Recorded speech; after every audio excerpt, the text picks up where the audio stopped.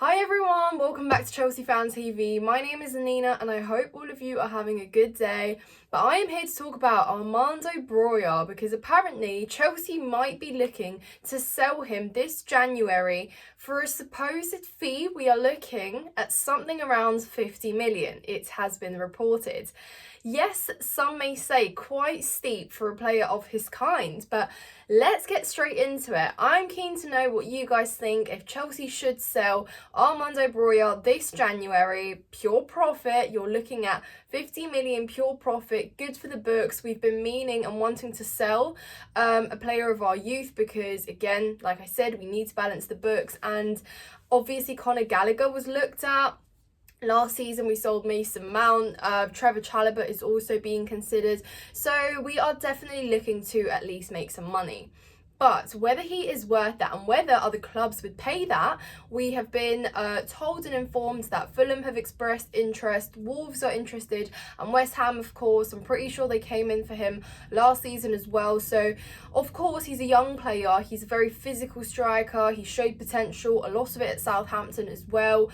Was unfortunately out with an ACL for nearly 10 months in that Aston Villa game that he got injured, and hasn't quite been the same since his return. I always cut leeway for anyone that's, done an ACL. It's always a tough recovery mentally and physically, and not everyone recovers the same way. However, he showed lots of signs of potential. We basically fought to keep him as well at one point, and the fact that, he could come good in the future and we proudly moulded him to be this player was a reason for us to hang on to him.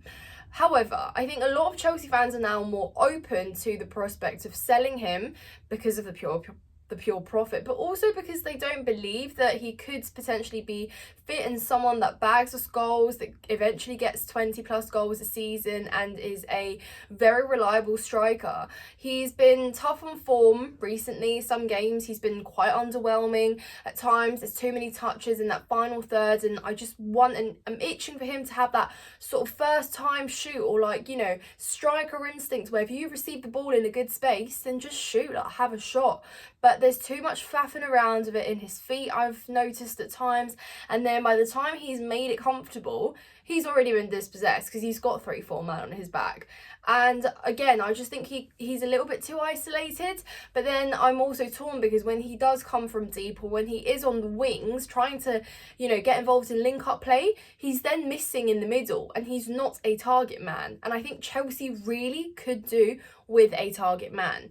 Obviously now at the minute, while Jackson's away at AFCON, he is our only out and out 9. So we said it would be good to see, how he sort of takes on and how he copes in this role when Jackson's absent. But even though it's not been that many games, I still think that people probably wouldn't argue there's too much of a difference, and they'd probably tell you they'd have Jackson over him because at least he's, got a few goals and he's got some numbers. But yeah, I think it's a shame, but would you give time to a young striker like that right now when what Chelsea really needs at the minute is goals coming from somewhere? We need to start crawling up in the league, and we need those chances that are being created time and time again to be put away. So that really does beg the question whether it really could be a good choice. But then again, for me, if we do sell Broja, we need to absolutely sign a striker this January, because there is no way we can continue on till summer with just Nicholas Jackson. We've seen that he can be suspended. He is a player that will pick himself up yellows. What happens if he's suspended again? Or, God forbid, what happens if he gets injured? I don't want to see Cole Palmer or Raheem Sterling playing as a false 9. I probably don't really want seeing Kunku back as a number 9 either when he's fit again. I want to see him in his role, and it would be so frustrating if we have so patiently waited to see him in his natural position just for him to have to play up top because Chelsea have been ignoring our striker problem for the last few years.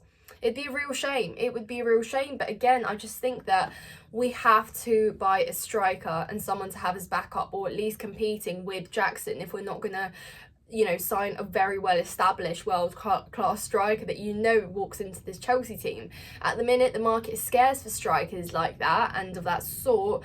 But again, some people might laugh at the 50 million price tag, but when you look at how bumped up the prices of like young strikers in Europe are at the minute, it's not so crazy to think. We're talking about like strikers that have probably got 10, 11 goals and are being priced at 90, 100 million. So money has lost its value in a sense in terms of what you pay for a certain player, so that's probably why. And again, you're looking at pure profit. So when you take those factors in, I mean, it's not so crazy that this is what Chelsea are requesting and wanting. It was the same case with Conor Gallagher, and again, people laughed last year that we would price him at 50 or even 60 million when that's what we set the price as. But when you look in the long run, we need this money and we need to balance the books. And again, we molded these players; they are pure profit, as I keep repeating. So on that side of it, it's not so mad. But let me know your thoughts in the comments down below, guys. But again, I just think I wouldn't be completely I wouldn't be opposed to selling Broja, but again, that means for me that someone needs to walk through the door. And by someone, I don't mean another wonder kid that's bagging or has bagged 9 goals so far, but has only just played his first season at senior football in a good league at a good club.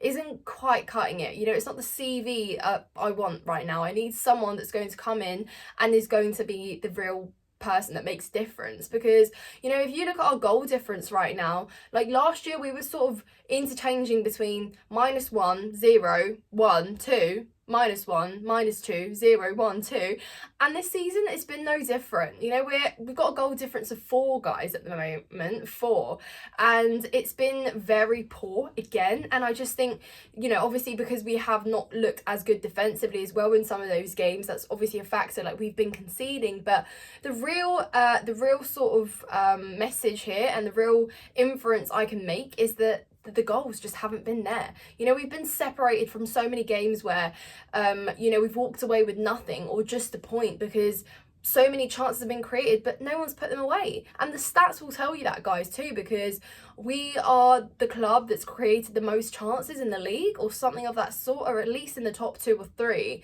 So to have that stat is still telling you something. Someone's not there to finish the chances off.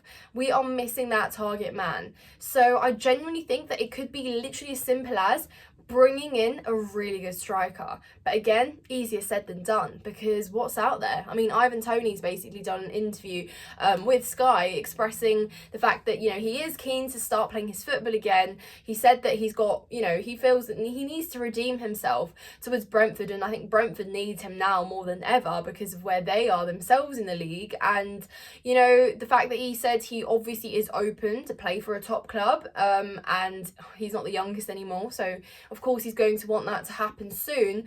But it doesn't look likely for me that he's going to get a move away from January, let alone to Chelsea right now. So again, it's very scarce. Who could you bring in that's world class, or that at least you could at least sort of justify paying 100 million for?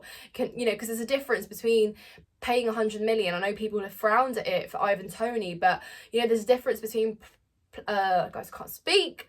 There's a difference between paying 100 million for a striker that you've seen score goals in the Premier League, and then one that's played in the Championship last year and has scored 12 goals this season and has had 8 assists, but costs 100 million and has not played anywhere near the Premier League. So again, if you balance it out on that sort of note, yeah. But again, guys, it's difficult. Like I said, it's a scarce market out there.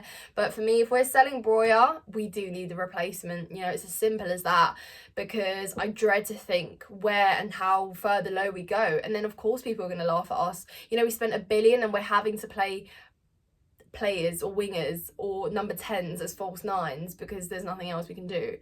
So yeah, I think that's where I stand with the whole striker situation. For me, Broja is someone that has a lot of talent. I think he's still got a lot to show. I think he could potentially be suited to one of these clubs that comes in for him. I don't think, though, he could be a sort of long-term first, out-and-out number 9 first pick regular starter for Chelsea and someone that brings us to future successes with.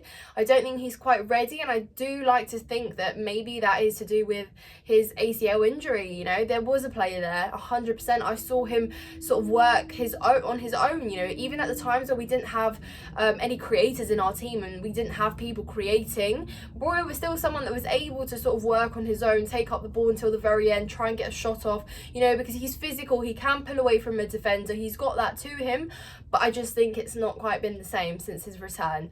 But yeah, guys, subscribe to Chelsea Fan TV if you haven't done so already. Like this video, and of course, let me know your thoughts in the comments down below. Would you sell Broja? Would you keep him? Would you loan him? What would you do? I hope you have a lovely rest of your day. Thank you so much for watching.